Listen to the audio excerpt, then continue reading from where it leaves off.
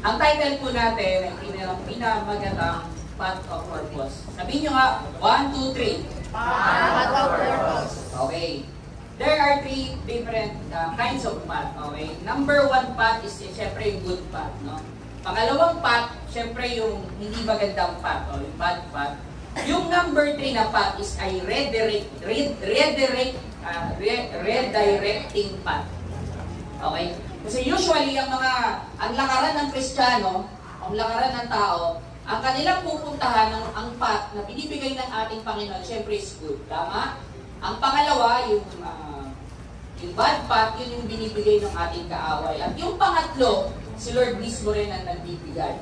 That's yung called the redirecting path. Ang ibig sabihin, mga kapatid, na pag lumalakad ka sa direksyon mo, papunta sa ating Panginoon, maganda naman yung intention mo, pero may mga bagay kang in the long run na may encounter na it cause discouragement, na magkukos sa iyo ng kalungkutan, na ang aim mo naman is malugod mo ang ating Panginoon, ngunit yung mga dumarating sa iyong resulta, hindi magaganda. Ang hindi natin alam, na lumalakad tayo at naakala natin na mali yung nilalakaran natin dahil sa mga result ng mga bagay na nangyayari sa atin. Ngunit hindi natin alam, inire-redirect lang tayo ng Panginoon sa mas mainam na daan para maging best result lahat ng lalakaran natin. Amen? Amen. Naiintindihan niyo ba? Medyo malalim. Naiintindihan niyo? Okay. Basahin po natin. Sa Ephesians 2:10, ang sabi nito, "For we are God's handiwork, created in Christ Jesus to do good works, which God prepared in advance for us to do." Sa Tagalog, ito ay sapagkat tayo ay kanyang mga nilikha, na nilikha ng Diyos kay Kristo Jesus para sa mga mabubuting gawa. Meaning to say, ang tao, ang kabataan, ang magulang, lahat ng tao, create ni Lord na mabuti. Amen? Pero sa panahon at generation natin ngayon, bihira na lang yung mabuti.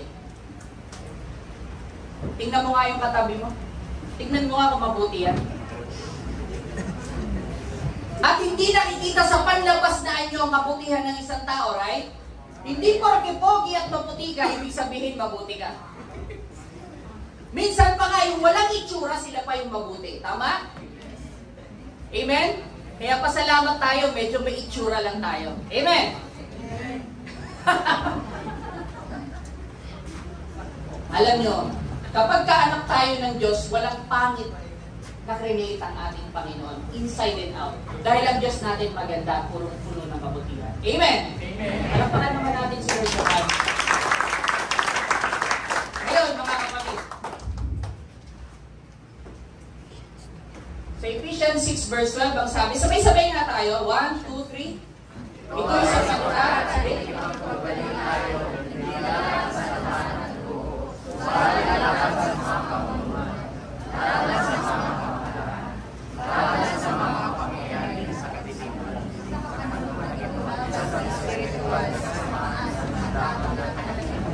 alam niyo, parang mas energetic pa yung lolo ko sa'yo.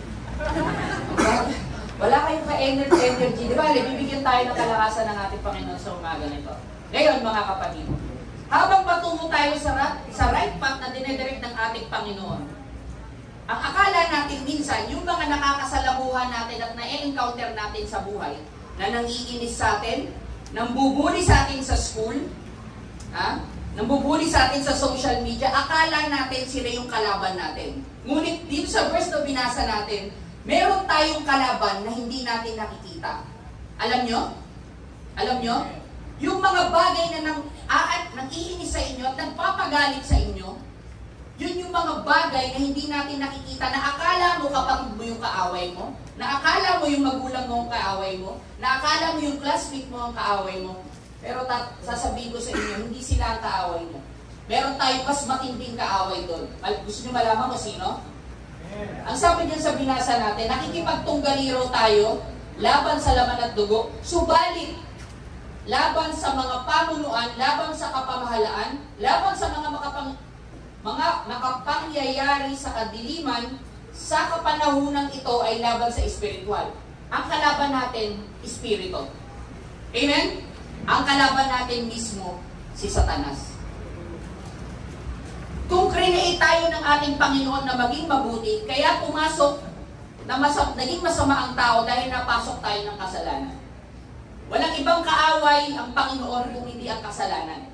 Mahal niya ang tao kahit masama o mabuti. Dahil create niya yan. Ang hindi mahal ng ating Panginoon, yung gagawa ka ng kasalanan. Maliwanag? Comprende? Maliwanag? Amen. Ang kaaway ng Panginoon, kasalanan. Malinaw? Ngayon, mga kapatid, kung demonyo ang ating kaaway, meron silang mga ranking. May mga lieutenant, general, major ang demonyo. Ito sila. Pakita ko sa inyo. Pag sinabing principalities, ito yung mga kaaway na nasa territories and region. Ibig sabihin, siguro bishop, ito yung mga general. Okay? Yung power, ito yung mga demonic forces that keep people in bondage. Ito yung mga makapangyarihang demonyo na bumibihag, gumagatos sa mga anak ng Panginoon para hindi sila makamove forward at makalakad sa path na direction ng nais ng Panginoon sa kanila. Number 3 is the ruler of darkness of this age, demonic forces that oversee the leaders in any given society. So, iba-iba po sila ng ranking, no? Para ma-identify nyo kung sino yung mga kaaway natin. Number 4 is the spiritual host of the wickedness in the heavenly places, the most depraved abomination including sexual perversion, occultism, and Satan worship. Kung mapapansin nyo, mga kapatid, sa social media, by the way, ito pala yung kanilang mga intention. Satan's intention, their intention, yung mga kaaway natin ay, is to steal, to kill, and destroy. Naparito ang kaaway natin upang sila ay magnakaw ng kaligayahan, sila ay pumatay ng happiness, at sila ay manira ng pamilya at relationship. Amen. Kaya kung kala nyo, tao ang sumisira sa kanila at no, hindi. Si Satanas mismo ang bumubulong at umuudyok sa kanila. Amen? Maliwanag. Maliwanag po ba, mga kabataan? Amen. Sino nang gutom? Pag sumagot kayo, lalo pag word of God, dapat yung alive, alert, enthusiastic. Amen. Amen? Pag sinabi kong A, ano sasabihin nyo? Mahina. Isa pa. A. Ayan, ang kabataan. Palapakan na natin si Lord, mga kapatid. At sana, ang salita ng Panginoon, kapag naririnig nyo, mga kapatid, hindi lang kayo nakakakuha ng information. Bagkos ang salita ng Panginoon, nagkakaroon po ng transformation sa buhay mo. Uulitin ko, ang salita ng Panginoon, pag nakikinig kayo, huwag nyo lang kunin yung mga information, bagkos sana, hari nawa, matransform kayo. Magbago yung buhay nyo, magbago yung pananaw nyo sa buhay, patungo sa goodness ng ating Panginoon. Amen? Amen. Tuloy tayo. Ayun, ang tanong, sino ang target ng mga kaaway? Sa tingin nyo? Sino yung number 1 target sa tingin nyo? Kasi daw, kabataan daw ang pag-asa ng? Akala ko pag-asa ni Batman. Diba? Ang kabataan. Yung mga nagiging future leader natin sa pamahalaan, yung mga nagiging future leader natin sa church, sila po yung nagsimula sa kabataan, right? Papatunayan ko sa inyo, let me prove you na tinitira ng kaaway, most especially kayong mga kabataan. Dito sa Exodus 1 verse 16, sa Old Testament, ang sabi rito, kung magpapaanak kayo ng mga babaeng Hebreo, patayin ninyo kung lalaki ang anak, pero kung babae, huwag ninyong patayin. Nakita nyo sa Old Testament, dito pa lang, galit na ang kaaway sa mga batang bagong silang pa lamang. Amen? Noong panahon nila Moses, mga kapatid, actually, connected yan kay Jesus Christ. So, anyways, pinapatay nila kasi yung hari, natitreten siya na may ibang haring lumabas. Nakukuha nyo? Okay, diretso tayo sa Matthew 2 verse 16. Dito naman tayo sa New Testament. Galit na galit si Haring Herodes nang malaman niyang nininlang siya ng mga taong galing sa silangan, kaya iniutos, actually dito pumasok si Jesus Christ. Dito siya na-threaten na may pinanganak Dahil nagbubulong-bulungan sa buong Israel na may pinanganak na hari at tagapagligtas ng Israel. So siya'y napagabag, nalaman niya, nabalitaan niya na may pinanganak siya. Kaya inutos niya na patayin ang lahat ng batang lalaki sa Bethlehem, sa mga lugar sa paligid nito, mula sa 2 taong gulang pababa, sapagkat ayon sa nalaman niyang mga taong galing sa silangan 2 taon na nakalipas mula nung una nilang makita ang bituin. Meaning to say, galit na galit ang demonyo sa mga kabataan, lalo na pag may mission kayo. Kaya wag na kayo magtaka mga kabataan na minsan may extraordinaryong nangyayari sa mga buhay nyo na hindi nyo alam. Maganda naman ang intention nyo, pero pangit yung mga nagiging resulta. Pero huwag kayong mag-alala.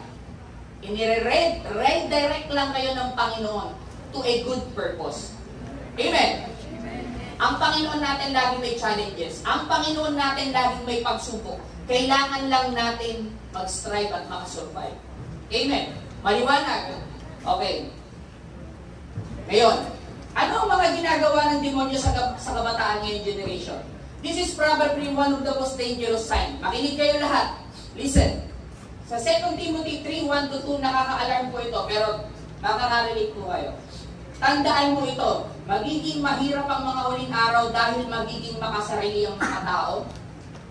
Sakim sa salapi, mayabang, mapagmataas, mapag-insulto, masuwayin sa magulang, walang utang na loob at hindi na makadiyos.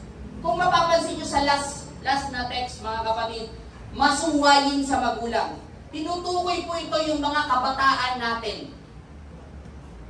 Dito na kayo. Tingnan mo yung katabi mo. Medyo magiging madugo po ito. Kasi makaka-relate kayo lahat dito. Masuwayin sa magulang. Kung gusto nyo humaba ang buhay nyo, ang commandment ng ating Panginoon, igalang ang magulang. Sino sa inyo na pagka humihingi kayo sa magulang nyo at hindi kayo pinagbibigyan, nagagalit kayo?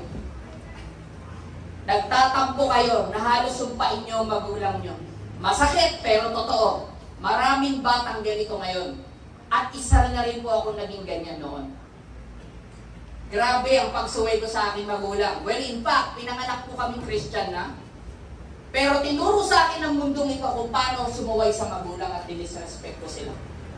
At ngayon, na-realize ko, ang na-retain sa akin, yung sinasabi sa akin lagi ng magulang ko, someday, Andrew, malalaman mo rin pag nagkapamilya ka kung ano yung mga ginawa mo. Ngayon, sobrang nalaman ko na. Kaya nga nag-shift ako into good person kahit pa paano. Ganito rin, sana makakuha kayo ng inspirasyon dito mga kapatid. Kasi hindi tayo laging bata. Amen? Hindi tayo laging nag-aaral. Darating ang panahon, magtatrabaho tayo at magpapamilya tayo lahat. At future leader din kayo. Huwag kayo mag-alala. At sana, harinawa, lahat kayong mga kabataan na rito na maging maganda ang iyong future. Gusto nyo ba gumanda ang iyong future? Amen! Parampakan natin si Lord. Ngayon, yung kaninang last part, disobedient to parents, disrespectful to parents. Nakikita nyo ba yung drawing? Pinagsasabihan yung bata pero dinidilaan.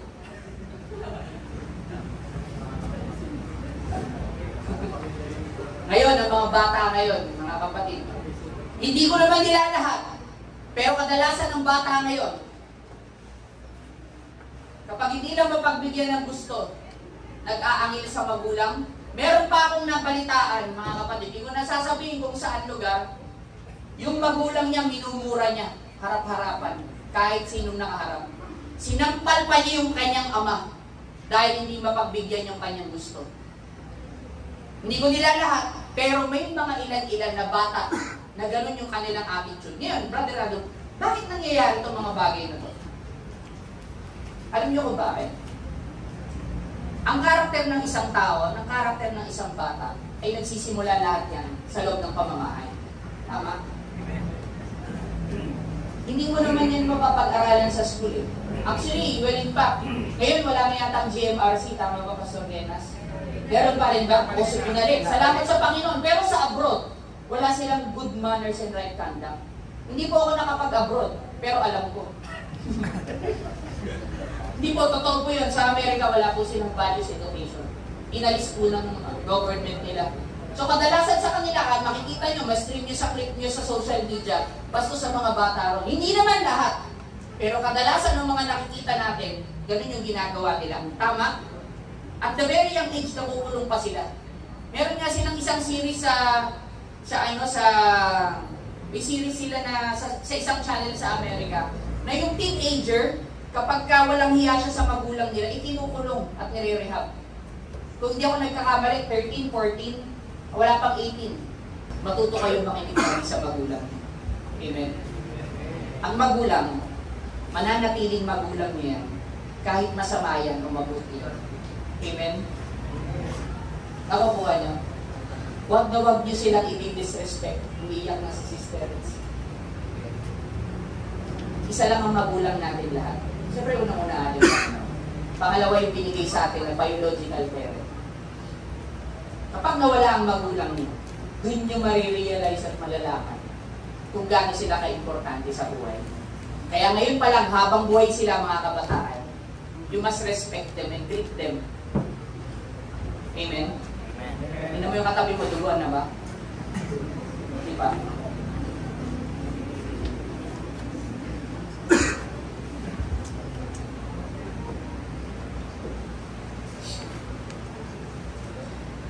Hindi lahat. Maraming kabataan ang wala ng respeto at hindi na ginagalang ang mga authority na kanilang magulang. Napag-aral mo lang, nagkaroon lang ng konti sa buhay, akala mo kung sino na ang basta sa magulang nila. At maraming mga kabataan ngayon na kumita lang sila, tinatapakan na pati yung otoridad ng magulang nila sa kanila. Nagiging bastos. Nawala na yung paggalang, yung pagsasalita ng opo. Nawala na yung pagmamano, na parang kausapin lang yung kanilang magulang, ikala mo dabbergats lang nila. Kala mo tropa nila. Meron ganun, di ba? Alam ko, nakaka-encounter kayo ng ganun. Itinatawag niyo pa yung magulang niyo sa first name nila. Hindi na kayo kumikibo. Ibig sabihin, nagsisink-in na sa inyo. Bakit ko ito tinuturo sa inyo mga kabataan? Para sa mga susunod na henerasyon, may idea kayo kung paano nyo itatransfer ito sa mga magiging anak nyo. Kasi sabi ko kanina, hindi kayo laging magiging bata. Amen? Amen? Dito man lang, maka-impart kami sa inyo na meron tayong isang Diyos na kaya niyang baguhin tayo lahat. Amen? Na meron tayong Diyos na siya lang ang nakakagawa. Lahat. Yung mga imposible sa tao, kaya niyang gawing posible. Amen? Amen. Itong gawain na to, para sa inyo, bilaan sa inyo, hindi ito mawawalan ng kabuluhan. Hari nawa, itong pagkakataon na ganito, tumatak ito sa puso't isipan nyo at magamit nyo sa mga susunod nyong journey. Amen. Huwag na kayo malungkot kasi nalulungkot din ako eh. So, disrespectful. Una, disrespectful sa kanyang magulang. Pangalawa, disrespectful sa school authority. Wala na rin galang pati sa school. Marami yan, di ba? Yung teacher niya, sinaksak niya. Naanin niyo ba yun? Dahil sa galit niya, pinahiya siya sa school. Sinaksak niya yung guro niya hanggang sa mamatay. Nakita niyo yan? Yung mga feed na yan? Yung teacher nila, binugbog nila. Dahil pinag-recite sila o hindi sila nakapasa ng assignment, pinahiya sila. Ganon katindi ngayon. Hindi ko nila lahat. Pero marami na rin ganon. At sana kayong mga narito, hindi kayo ganon. At kung gumagawa man kayo ng ganon, itigil nyo na yan. Dahil ayaw ng Panginoon ng ganyan. Amen. Hindi po ako galit. Ako po yung nag-share sa inyo ng real talk. Amen. Amen. Amen. Disrespectful sa magulang, disrespectful sa school authority, disrespectful pati sa government. Kung nakikita niyo yan, di ba? Meron tayong school dito sa Pilipinas na ang daming militante. Hindi ko nasasabihin yung school, alam niyo na siguro yan. Itinitrain nila yung mga isang university. Well, in fact, nag-sit-in din ako dati doon. So, nakita ko mga estudyante ron, mga kapatid, matatalino talaga sila. Well, in fact, scholar sila ng bayan. Pero karamihan sa kanila, nagiging anti-government sila. Ibig sabihin, yung mga dapat ginagawa ng gobyerno para sa kanila, nami-misinterpret nila, nagiging pangit ang tingin nila dahil dun sa mga sinasamahan nilang organisasyon. Sa totoo lang, yung mga iba ron, nagpo-protesta sila, mga estudyante, ibalik yung ganito. Usually, wala naman silang alam dun. Pero ang nangyayari, ititrain sila dun sa organization na yon. Tapos sa mga susunod na panahon, fugitive na sila, pugante na sila, nagiging NPA na sila. Tama ba? Pinoponduhan sila, yung kanilang, yung pinang-aral nila, napunta lang lahat sa wala. Nagiging anti-government sila. So galing sila sa kabataan na yon, una, protesta lang, sa susunod, kaaway na sila ng gobyerno at kaaway na sila ng batas. Ang ending, kung hindi sila makukulong, mapapatay sila. Yun yung resulta ng mga maling desisyon nila. So, okay.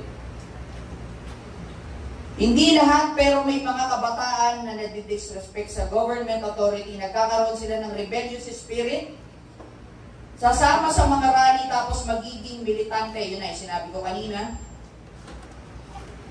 Ang masakit pa nito, mga kapatid, yung mga sinasamahan nila minsan mga grupo, mga barkada, na akala nila tama yung ginagawa nila, nauuwi sila sa una sa pag-inom lang. Una, titikim lang ng sigarilyo, tama? Pangalawa, vape. Ganun lang. Kasi cool daw eh. Di ba? Pag may vape ka, cool, di ba? Tama ba? Sino may vape dito?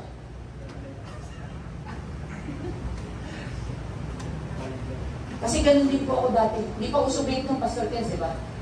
Kahit hindi naman ako man naninigarilyo, alam mo yung parang magyayabang ka lang.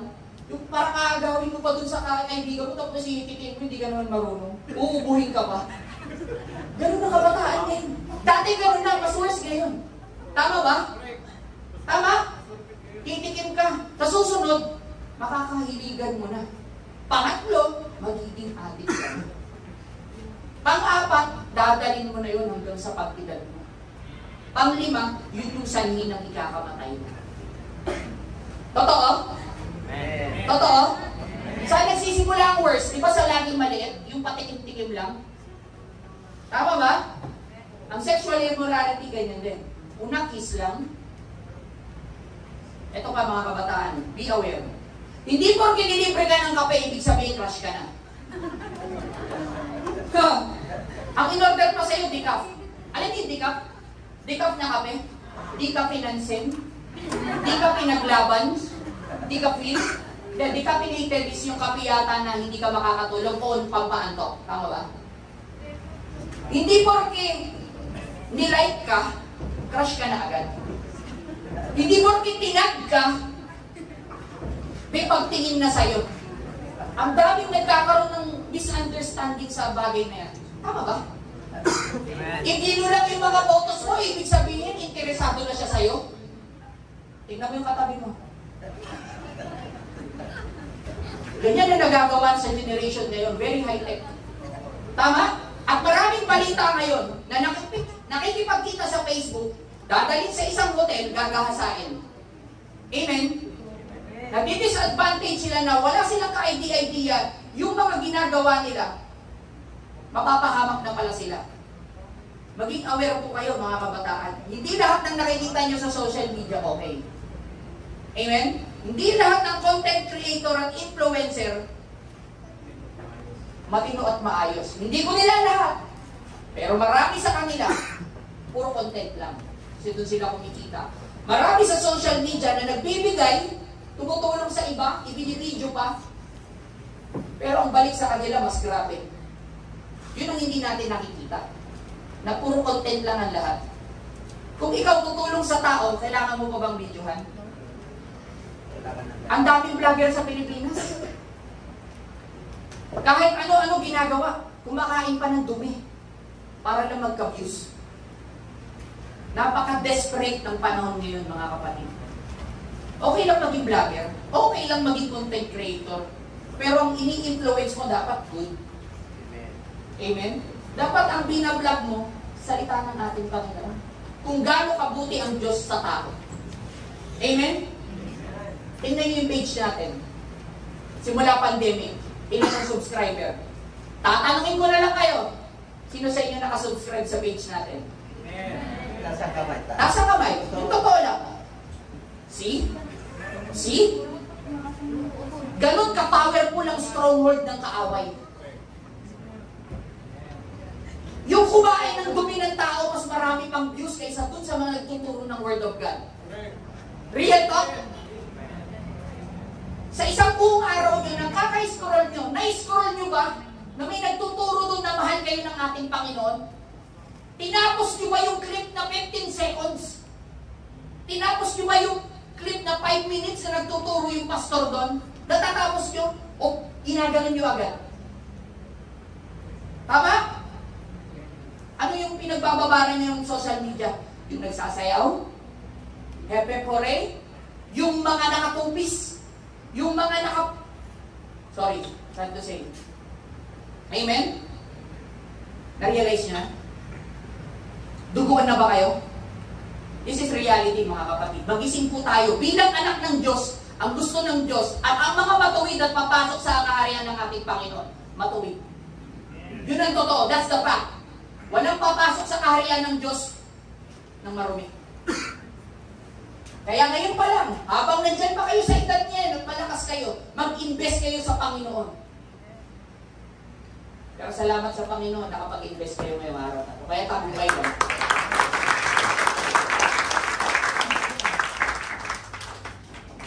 Anong primary weapon ni Satanas sa paglalaso ng kabataan? Hindi lang kabataan ng tao. Lies. Agree kayo? Agree kayo? Lies. Satan's most deadly weapon is lies. Maraming ibinubulong ang kaaway sa iyo na gawin mo, inuudyukan ka niya para mapasama ka at mapariwara. Panay ang kanyang sulsul para mapahamak ka. Hindi nyo ba napapansin na kahit minsan, ayaw mong gawin kasi alam mong masama, pero napipilitan kang gawin dahil sa impluensya mo sa paligid. Hindi mo alam si Satanas ang nag-uudyok sa'yo, hindi nung kaibigan mo. Yung espiritu na nasa kanya. Ngayon, kung dumadanas kayo ng mga ganung bagay, ipanalangin nyo sa Diyos na mahabag ang Panginoon sa inyo. Ma-divert yung isip nyo. Kung saan kayo nagsimula, kung saan yung unang first love nyo sa Panginoon, dun kayo niya dalhin ulit. Amen? Duguan na ba yung katabi mo? Primary weapon ni Satan, kasinungalingan. Kung nung araw pa nangyayari sa maraming kabataan ang mga sulsul at ang mga mas masahol this generation. Agree kayo? Okay? Ang social media, kung nagagamit ng maayos, okay. Okay. Amen? Okay ang social media. Wala tayong against dyan. Pero kung nagagamit ng maayos. Amen? 15 seconds of video clip, kaya mong husgahan ng isang tao sa social media. Tama? Mr. Joy, makinig ka. Nasabi ko ito kahapon. Yung breakup ni Catherine Bernardo at Daniel Padilla, ang tinuturo sa lari na ipangbababae niya. Nahusgahan nyo, tama? Pero hindi naman siguro yun ang totoo. Pero yun ang nakita nyo sa video clip. Yun ang nakita nyo sa comment na in-screenshot at in-edit. Ibig sabihin, sa 15 seconds na yan ang in-stream mo, mahuhusgahan ka. Na hindi ka naman nila kilala. At mag-e-end yan sa anxiety. Ang kabataang nabubuli sa social media, na hindi naman kilala at maraming magme-message sa kanya, nagpapakamatay pa minsan. Tama? Tama? Kaya huwag kayong mag-focus gano'n sa social media, mga kapatid. Gawin nyo lang yung tool for advancing God's kingdom. Gawin nyo ng tama. Okay yung social media, pulutin nyo yung tama, iwan nyo yung mali. Intindi? Amen? Amen. Amen. Alampakan naman natin si Lord. Hindi natin tayo magkakaroon.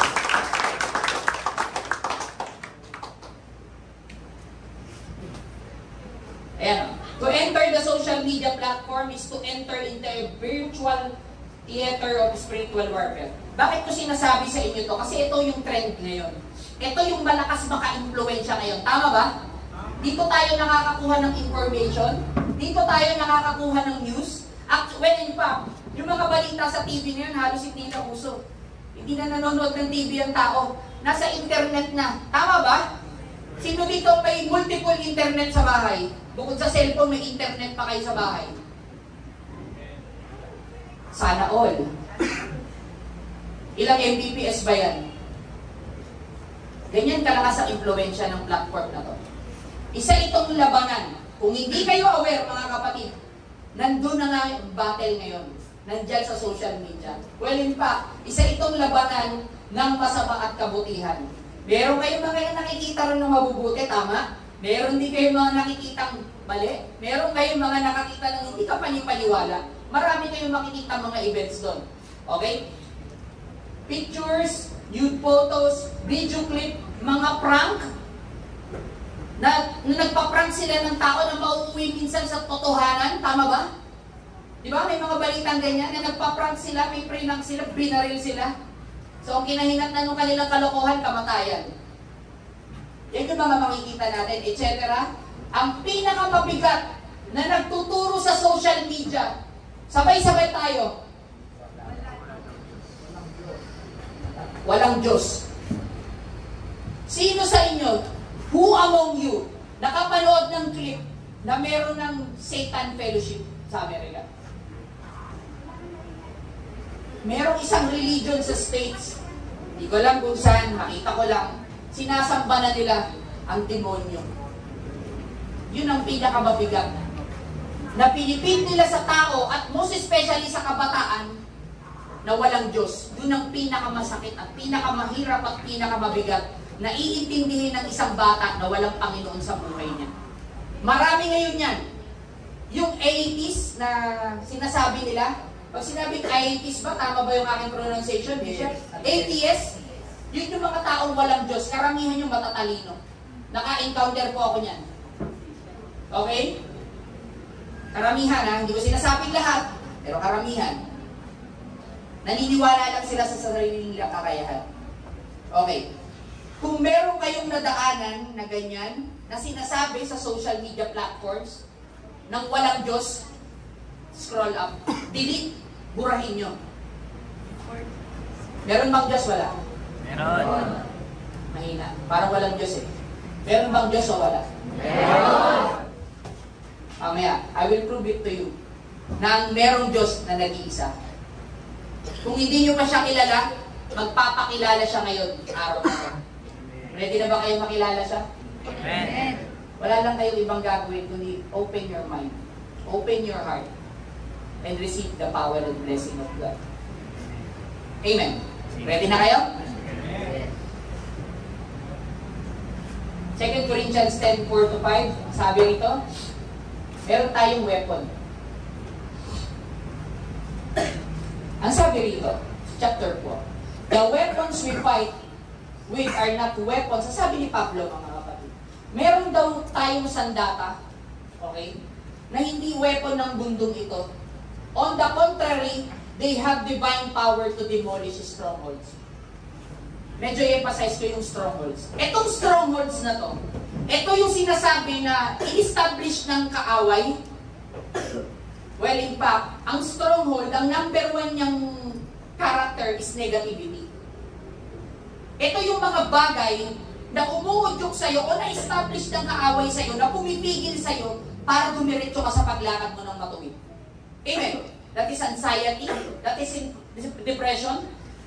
Yan yung mga bagay na nagpapa-hold back sa'yo para hindi mo tumuloy, para awatin ka sa madaling salita. Yan yung mga pumipigil sa'yo para gumawa ka ng mabuti sa Panginoon. Amen. Maliwanag. Maliwanag po? Okay, sa verse 5, ang sabi rito, Tagalog, sa halip ang kapangyarihan ng Diyos, ang aming armas, iyon ang aming ginagamit sa panlaban ng maling pangangatuwiran ng taong mapagmataas at ayaw maniwala sa mga turo ng Diyos. Sinisira namin ang kanilang maling pangangatuwiran na tulad ng matibay na pader na humahad lang sa kanila na makilala ang ating Panginoon.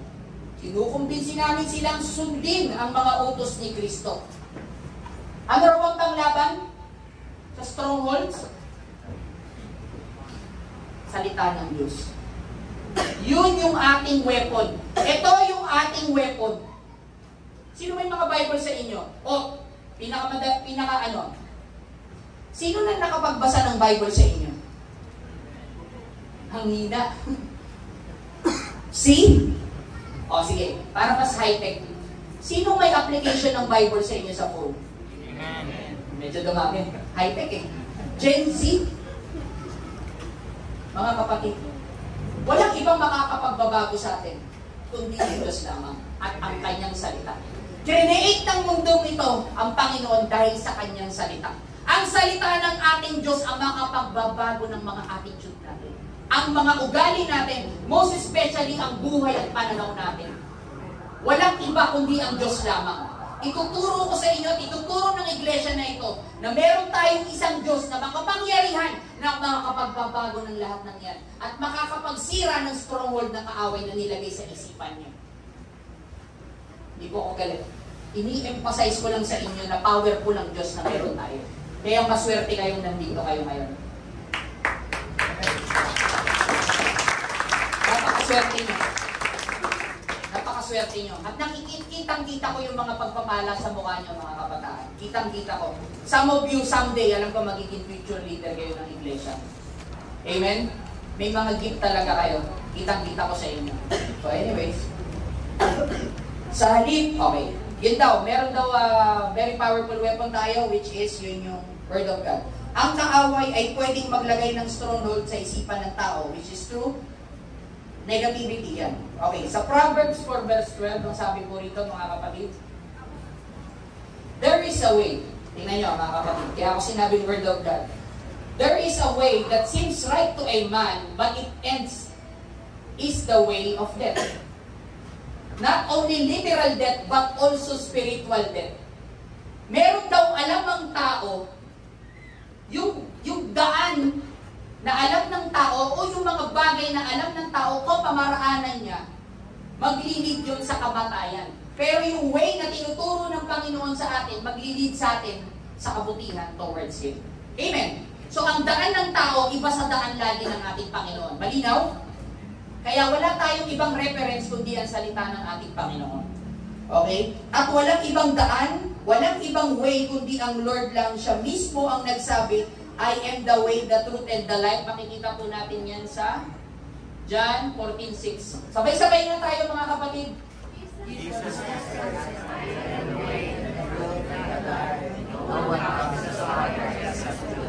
See? Walang ibang daan. Hindi lumang daan. Hindi bagong daan. Walang ibang daan, kundi ang Panginoon lang. Siya mismo ang nagsabi, walang ibang way, siya lang. Maliwanag po? Ngayon, ito yung tanong. Paano natin yung gigibain yung mga stronghold na nilagay ng kaaway? Yung mga pumipigil sa atin para magpatuloy at manghina sa gawain. Yung mga in-establish ng kaaway na pumipigil sa atin para manghina tayo. Paano natin yung gigibain? So, kailangan natin ng weapon. So, 2 Corinthians 10, yeah. 2 Corinthians 10:35, kung nabubuhay man kami sa mundong ito, hindi naman kami nakikipaglaban ayon sa pamamaraan ng mundong ito. Verse 4, ang sandata namin ay pakikipaglaban hindi ng makamundo, kundi ang kapangyarihan ng Diyos na makapagbabagsak ng mga kuta na sinisira namin ang mga maling pangakatwiran. Sa verse 5, ginapi namin ang lahat ng pagmamataas laban sa kaalaman tungkol sa Diyos at binihag namin ang lahat ng isipan upang matutong sumunod kay Kristo. Amen? Ang kalaban natin is spirito, hindi tao. Diba nyo? So, ang makakapagsira ng strongholds o kuta ng kaaway, walang iba kundi ang Diyos nating buhay. Palakpakan naman natin si Lord, mga kapatid. Word of God, walang iba. Ang salita ng Diyos ang tanging may kakayanan at sandata upang magbago ang ating mga isipan, labanan lahat ng mga in-establish na stronghold ng kaaway, siya lang.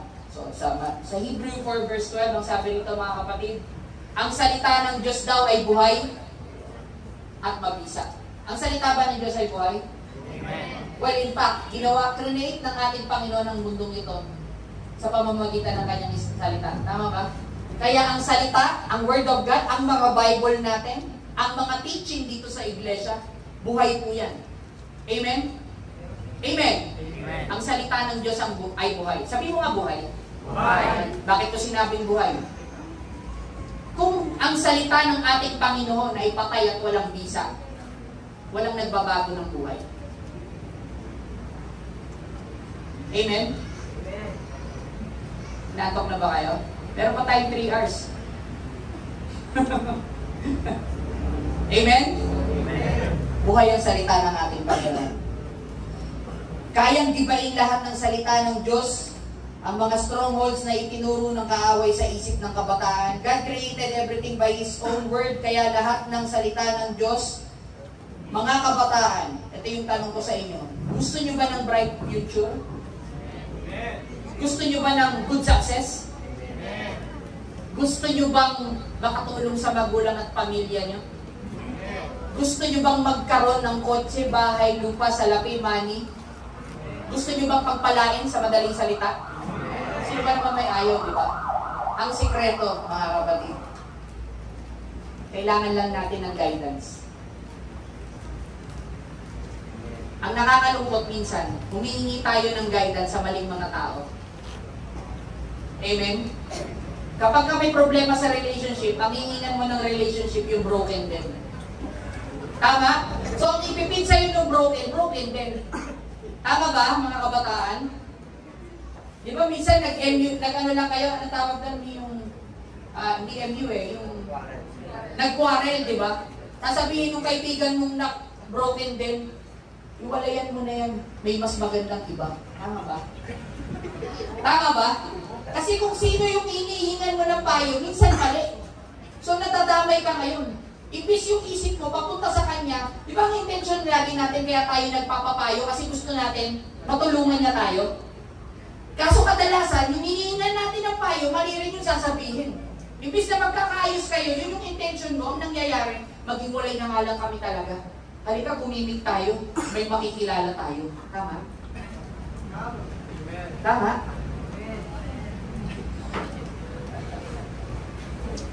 Ang hirap pumanap ng kaibigan ngayon. Ang dami namin kaibigan ni Sister Rich, isa lang natira. Kung sino pa yung sinto-sinto, yung pa yung natira. Pero kung sino pa yung inaayawan namin nun, siya pa yung mabuti at mabait. Sino yung mga babae namin kasama, nung may nangyari sa amin, hindi kami matulungan, sila pa yung nawala. Maraming kaibigan ganyan. Kaibigan mo lang sila for enjoyment and happiness. Pero during sorrow, mawawala sila sa'yo. Pero huwag kayong mag-alala.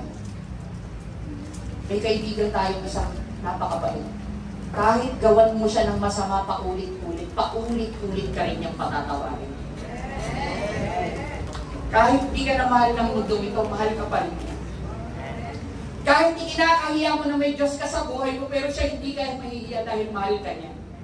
Bibigyan ka niya lagi ng pag-asa, kapatid. Ganun ang Diyos natin. Ganun yung pinapangaral ko sa inyo. Kakamatayan mo na lang, mabuti pa rin ang Diyos. Hindi siya magbabago. Yung kanyang pag-ibig noon, hindi nagbago. Kaya kapatid, dumadanas ka ng paghihirap at sakit ngayon. Ngayon lang yan. Lilipas din yan. Ang true friend na kay Kristo. Amen? Maaaring magkakaroon ka ng kaibigan na mababuti rin, mababait din. Pero hindi yan maglalast. Ang totoong maglalast na kaibigan, si Lord lang, walang iba. Let me prove that to you. Diba, sa school, pag may exam, diba, kung hindi ka nakapag-review, umaasa ka sa katabi mo, Tama? Ito, lakas tumupo dun sa akin ko doon. Tama ba? Pero pag hindi ka pinakopya, galit ka, di ba? Aabangan mo sa labas. Mumurahin mo sa social media, di ba? Tama ba? Ganun ngayon. Nangyayari nun eh. Kaya ako nakikikwento, nangyayari pa rin ngayon, baka mas matindi pa. Tama ba? Eh ngayon, ang gagaling na ng guro eh. Pastor Kainas, mag-e-exam kayo. Yung katabi mo, yung test paper niya, magkaiba kayo. Hindi ka na makakopya ngayon. Magugulat ka kinopya mo, pag ano mo, zero ka. Kasi iba yung nilagay ng teacher mo, kala mo parehas kayo. Amen? Ang daming nangungopya rito. Naalala ko tuloy ng college ako. Puro major yung unit ko. Kasi yung major subject, 3 units di ba? Ang dami kong subject. Umaalis ako ng bahay, alas 6, 7 ang pasok ko. 7, 8, 9, 10, 11, 12. Dire-diretso para hindi ako antokin. Pero hindi ako pumapasok. Pumasok man ako, isa lang yung notebook ko, nasa likod pa. Pero salamat sa Diyos. Napagtyagaan ako ng mga mabubuti kong magulang. Na kahit umuwi ako ng nakainom, minahal pa rin nila ako kung ano ako. Kasi naniniwala sila na si Lord may nilagay na stronghold na foundation ko. Na nandun lang natutulog. At ngayon, yun yung isi-share ko sa inyo mga kapatid. Na kahit anong gawin mo sa buhay, pagsilang mo, pag-aaral mo matapos ka, magtrabaho ka, makatulong ka sa ibang magulang, maging basagulero ka man, kung ano man yung si Lord pa rin ang tatanggap sa iyo sa bandang huli. Walang iba. Ikakahiya ka ng lahat, makikagulang mo, ikatakwil ka. Minsan nga, naalala ko pa, pinagpasa Diyos na ako ng magulang ko sa tigas ng ulo ko. Lord, pala ka na sa anak ko. Okay na nung mapatay ka na lang Parang gano'n. Naramdaman ko po yun. Ramdam na ramdam ko yung kasi sa tigas ng ulo ko. Nagpapasaway po talaga ako mga kapatid. Baka yung pagpapasaway niya, wala sa pagpapasaway ko talaga. Hindi ko na ikikwento. Kung may yabangan ng lolo, malamang panalo ko. Amen? Ready? Buhay mo ba kayo? Palapakan na natin siya. Ito tayo. Psalms 119, 105. Sabay-sabay po tayo mga kapatid.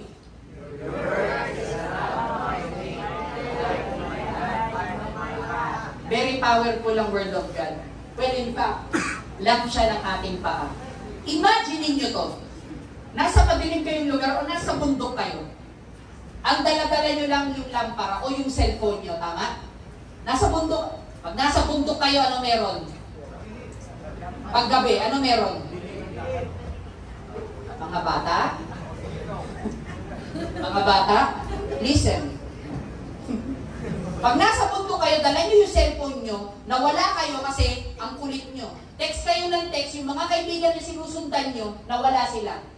So, meron kang cellphone, may flashlight. Pero maglolobat. Ngayon, kapag ka may cellphone ka, ano yung matatanaw mo sa paligid? Madilim, di ba? Pero kaya mong ilawan yung dadaanan mo. Ang tinuturo ng Panginoon, mga kapatid, na yung kanyang salita, kahit madilim ang paligid mo, kayang-kaya niyang dalhin ka sa destinasyon mo. Hindi nyo ako nagigets. Ito yung cellphone nyo. Nasa bundok kayo. Tama? Meron naman mga signages doon di ba? Kunyari nakapunta na ba kayo sa bundok? Teka, baka mali yung tanong ko O sa dagat na lang. Huwag na lang sa bundok. Kasi mga social nga. Sino nakasakay sa bangka? Yun. Parang kunting pa rin, Bishop Brown out na lang. Okay, brown out na lang. Para mas brown out. Diba? Brown out, wala kang makita. Yung cellphone mo lang ang hawak mo. Ngayon, nag-brown out dun sa resort na tinutuluyan nyo. Magkakaiwalay kayo ng kwarto kasi mayaman kayo. Tigil-tigisa kayo ng pamilya mo kasi magkakagalit kayo. Anyways, dala mo yung cellphone mo. Diba? Nagising ka kasi ang init. Walang kuryente. Dala mo yung cellphone mo. Yung cellphone mo ba na maliit ang ilaw, mailalabas ka niya sa kwarto mo? Yes, ganun ang Word of God. Kahit madilim sa paligid mo, i-guide ka niya sa next step ng buhay. Nakuha niyo na? Ano sila sa, ang hirap mo kausap, Genesis? Ang hirap. Hindi lang ito mag-guide sa step mo. Magiging daan mo rin sa buhay mo, sa lalakaran mo. Yun ang salita ng ating Panginoon na ini-impart ko sa inyo. Kasi ang salita ng Diyos, buhay at makapangyarihan at mabisa. Tapos na ako. Kaya, ang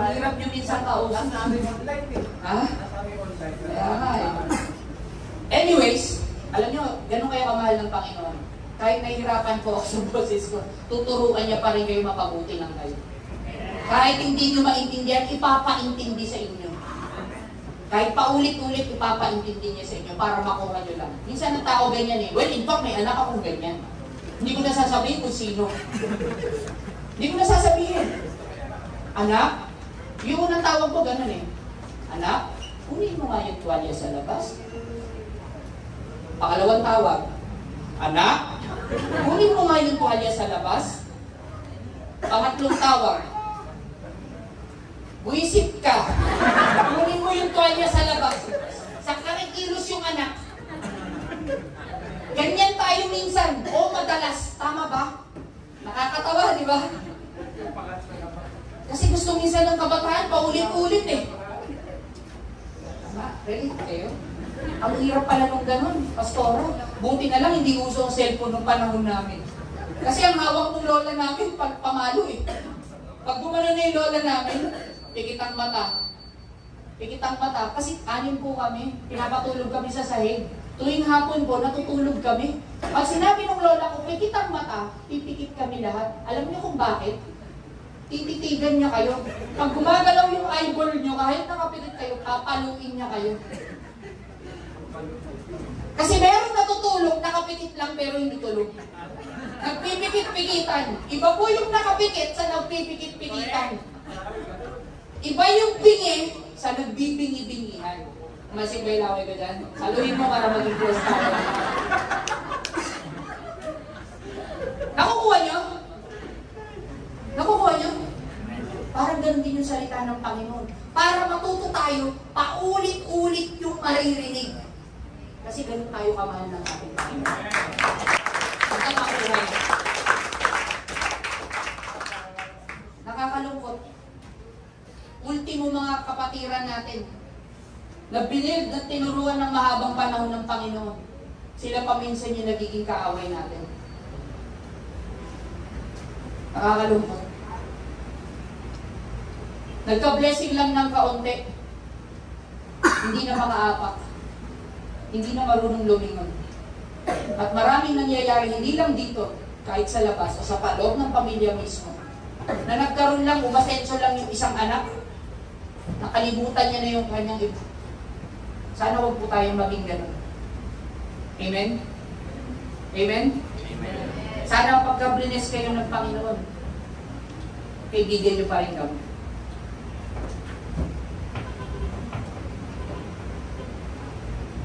Pero, ganoon ang buhay.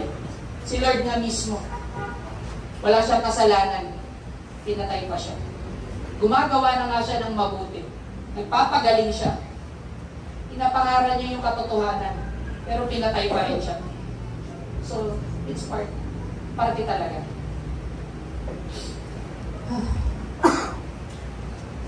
Ngayon, dito na tayo mag-end. Talapakan natin si Lord.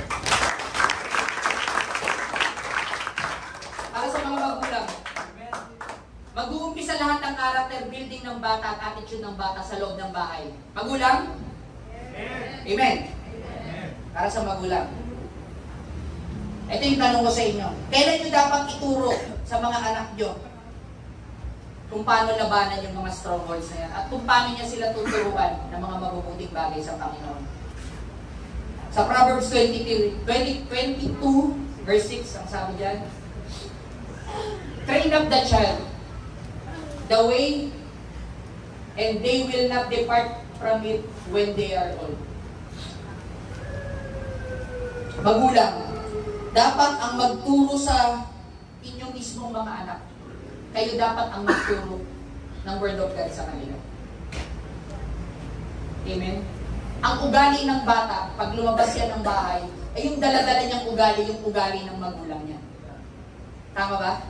So kung ano yung mga attitude nyo, ugali yan ng magulang nyo na itunuro sa inyo. Amen? Kaya huwag na kayong magtaka kung naiinis si nanay sa inyo kasi ugali niya rin nun yan.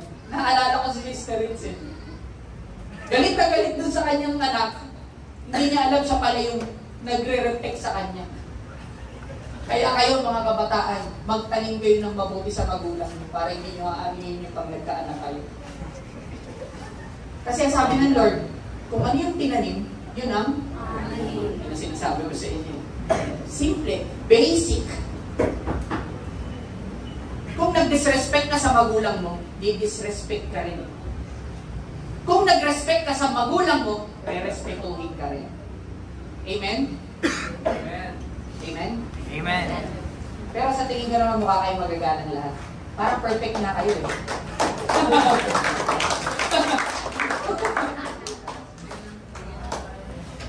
Okay, magalala, hindi para sa inyo to kasi yung mga mabubuting tao tayo lang.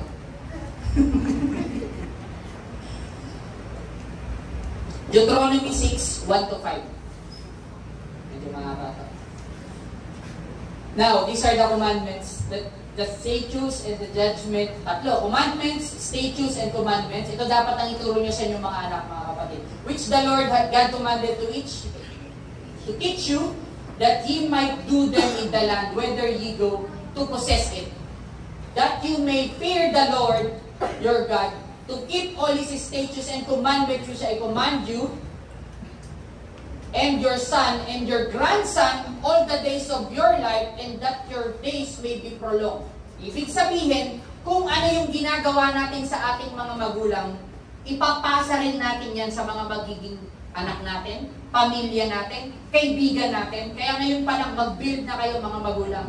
Ang establish nyo sa inyong mga anak, Word of God. That is the strong foundation and stronghold of God. Amen. Doon masisira ang stronghold na ginawa ng kaaway sa atin. Amen. Walang iba, Word of God.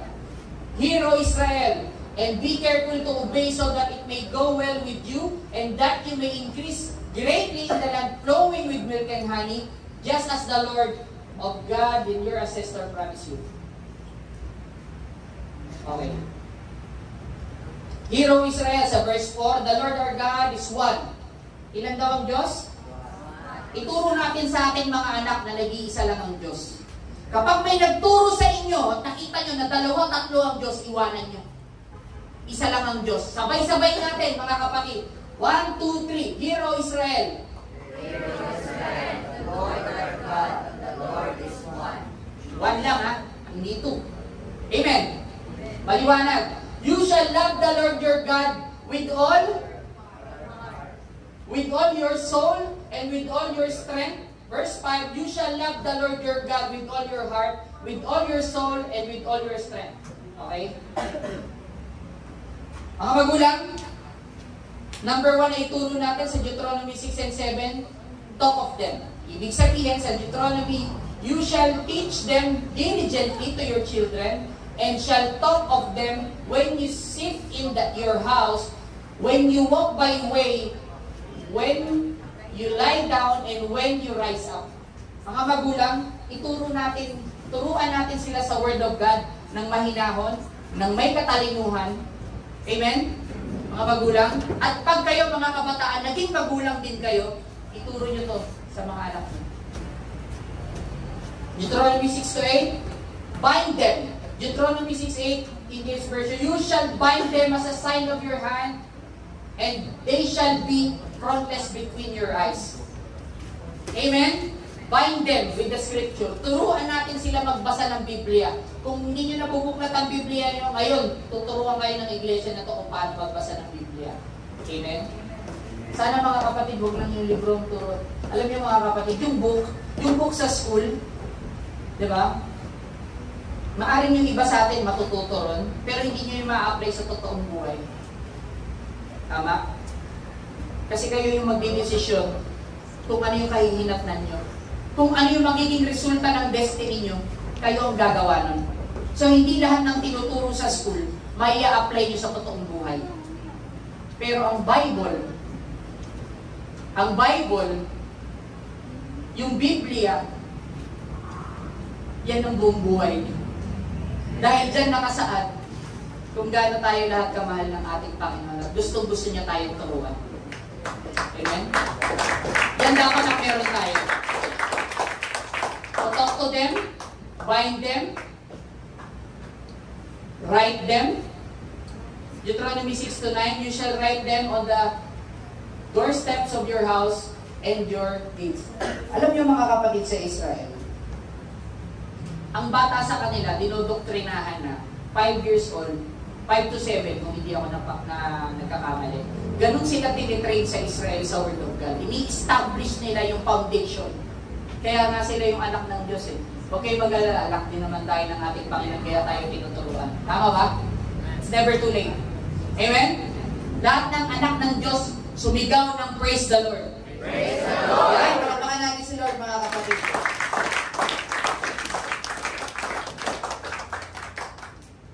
Taught them, find, write, the scriptures that you want to teach your children. So, lahat na may takot sa Diyos, tas na yung alam nyo ba, yan ang sikreto sa wisdom. The beginning of wisdom is the fear of the Lord.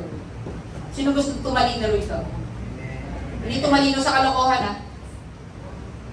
Kung gusto nyo ng katalinuhan, matuto kayong matakot sa Panginoon. Amen? Number 1. Kasi pag takot ka sa Panginoon, nire-respeto mo ang Panginoon. Kasi pag takot ka sa Panginoon, mag-o-obey ka sa Panginoon. Amen? Number 1, takot kang magkasala. Kasi takot ka sa Panginoon. Maliwanag? Fear of the Lord is the key. Mark 12:30, love God with all your mind. Tapos na. Palapakan natin si Lord. Alam niyo, meron akong 41 slides. Well, in fact, yung teaching ko ngayon, dapat hindi ito yun. So, ni-revise ko siya kanina. Nagising ako ng 4 a.m. Siguro hindi ako makatulog kasi okay naman yung katabi ko. Siya naman eh. Pero alam niyo yun, pagka kinakausap ka ng Panginoon, ewan ko, ba't ako nagkaroon ng ganong na tuwing Sunday, parang hindi ako mapakali. Hiningan pala ako ng prayer ng Panginoon. So, I pray. Ganun pala talaga yung bishop, no? Pagka, Pastor Kenas, no? Pagka ikaw magtuturo, sana dumating din kayo sa punto na yun, na wala ka, na excited ka. Dati kasi pag tumatayo ako medyo nininervyos ako eh. Nakita niyo bang ninervyos ako? Ha? Itong kulay ko na to, ninervyosin.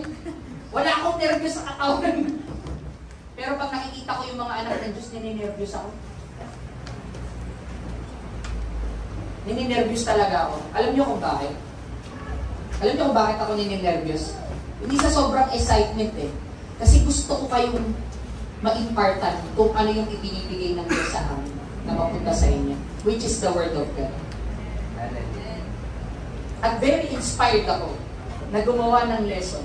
Dahil ang gusto ko, kahit yun na lang yung mga bagay na igaganti ko sa Panginoon sa ginawa niyang kabutihan sa akin.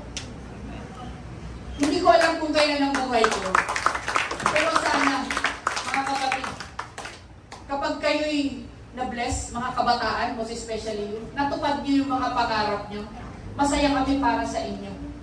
At sana maalala niyo rin kami na naging part kung saan kayo pupunta.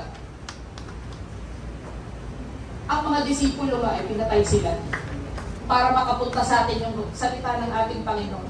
Buhay ang kapalit. Hindi po biro ang tumayo.